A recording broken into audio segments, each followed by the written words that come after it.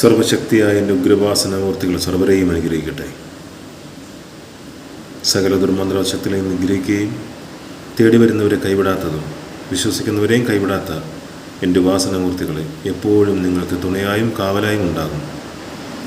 ഞാൻ പറയുന്ന കാര്യങ്ങൾ നിങ്ങൾ കേൾക്കുകയും അത് ശ്രദ്ധാപൂർവം അപ്രകാരം തന്നെ നിങ്ങൾ അത് പ്രാർത്ഥിക്കുകയും ചെയ്തു കഴിഞ്ഞാൽ മൂർത്തികൾ ഒരിക്കലും ആരെയും കൈവിടത്തില്ല. ഇതെൻ്റെ വിശ്വാസമാണ്, ഇതെൻ്റെ സത്യമാണ്. വെറും വാക്ക് ഞാൻ പറയാറില്ല. സർവ്വതും സത്യമാണ്.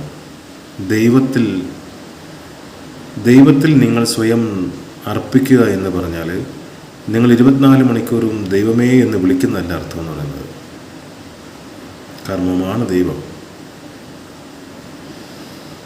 നിങ്ങൾ നിങ്ങളുടെ കർമ്മത്തിൽ ശ്രദ്ധയോടെ സമയം കണ്ടെത്തി പ്രാർത്ഥനയായി നിഷ്ഠയോടെ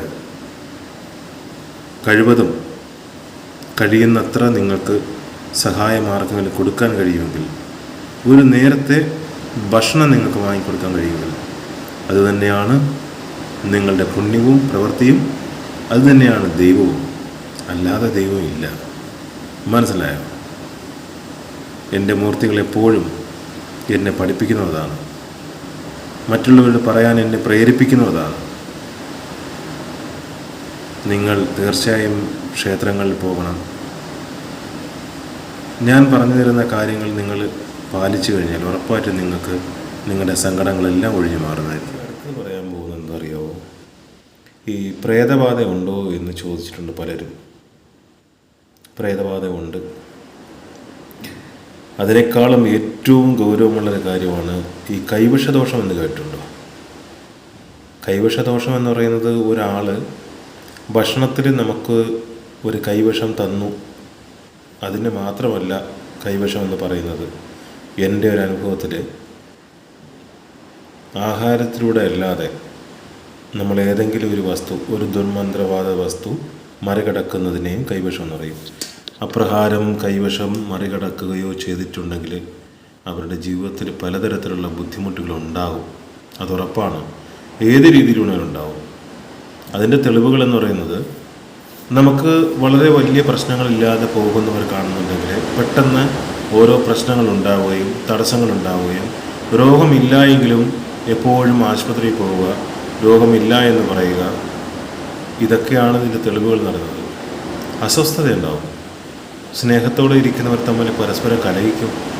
വേണ്ടപ്പെട്ട സുഹൃത്തുക്കൾ തമ്മിൽ കലഹിക്കും. ഇത് യാഥാർത്ഥ്യമാണ്, ഗൗരവമുള്ളൊരു കാര്യമാണ്. എൻ്റെ ഒരു അറിവിൽ ഇതൊക്കെയാണ് സത്യം എന്ന് പറയുന്നത്. പിന്നെ ഈ ബാധാദോഷം എന്ന് പറയുന്നത്, പ്രേതബാധദോഷം, ഒരു ആത്മാവ് ശരീരത്തിൽ പ്രവേശിക്കുന്നു, അവർ സംസാരിക്കുന്നത് സത്യമാണ്. അതിലൊന്നും തർക്കമില്ല. എനിക്കും ആദ്യം അതിലൊന്നും അത്ര കണ്ട് വിശ്വാസമില്ലായിരുന്നു. പക്ഷേ എൻ്റെ അനുഭവങ്ങൾ അതൊക്കെ എനിക്ക് ഭയങ്കര തെളിവുകളാണ്. ഞാൻ നേരിട്ട് കണ്ടിട്ടുണ്ട്. ഇതൊക്കെ എനിക്ക് അനുഭവമുള്ളതാണ്. നിങ്ങൾ തനിച്ച് വീട്ടിൽ നിൽക്കുമ്പോഴോ, അല്ലെങ്കിൽ നിങ്ങളിപ്പോൾ പുറത്ത് സഞ്ചരിക്കുമ്പോഴോ, നിങ്ങളുടെ വീട്ടിൽ നിൽക്കുമ്പോഴോ നിങ്ങളുടെ അടുത്ത് ഒരാൾ നിൽക്കുന്ന പോലെ നിങ്ങൾക്ക് ഫീൽ എപ്പോഴെങ്കിലും ചെയ്യുന്നുണ്ടെങ്കിൽ വളരെ ഗൗരവത്തിലെടുക്കേണ്ട ഒരു കാര്യമാണ്. അത് നിങ്ങൾക്ക് ഒരു ദോഷമാണ് വന്നിരിക്കുന്നത്. നിങ്ങളുടെ അടുത്തായിട്ട്, ഇപ്പോൾ സ്ത്രീകൾ തന്നെ ഇത് കേട്ടുകൊണ്ടിരിക്കുന്ന സ്ത്രീകളുണ്ടെങ്കിൽ, നിങ്ങൾ അടുക്കളയിൽ നിൽക്കുമ്പോൾ അടുത്ത് നിങ്ങളുടെ ആരും നിൽക്കുന്ന ഫീലിംഗ് നിങ്ങൾക്കുണ്ടാകുന്നെങ്കിൽ അത് ഗൗരവമുള്ള ഒരു കാര്യമാണ്. പിന്നെ നമ്മൾ ഓരോ കർമ്മങ്ങൾ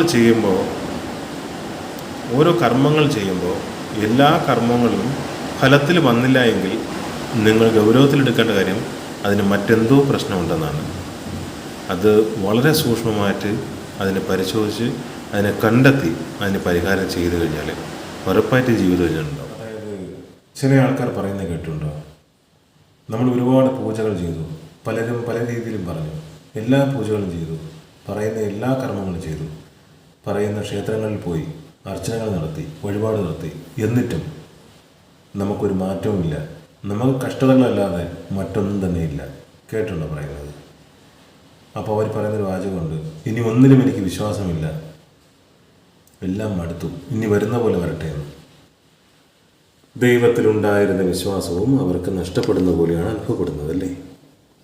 പക്ഷെ ഒന്ന് നിങ്ങൾ മനസ്സിലാക്കുക, അപ്രകാരം നിങ്ങൾ പൂജകൾ നടത്തി, കർമ്മങ്ങൾ ഓരോ നടത്തി, ക്ഷേത്രങ്ങളിൽ പോയി വഴിപാടുകൾ ചെയ്തു, എന്നിട്ടും നിങ്ങൾക്ക് ഫലം കിട്ടുന്നില്ല എങ്കിൽ നിങ്ങൾ മനസ്സിലാക്കേണ്ടത് മറഞ്ഞിരിക്കുന്ന ഏതെങ്കിലും ഒരു മോശമായ ഒരു സാഹചര്യം നിങ്ങളിലുണ്ട്.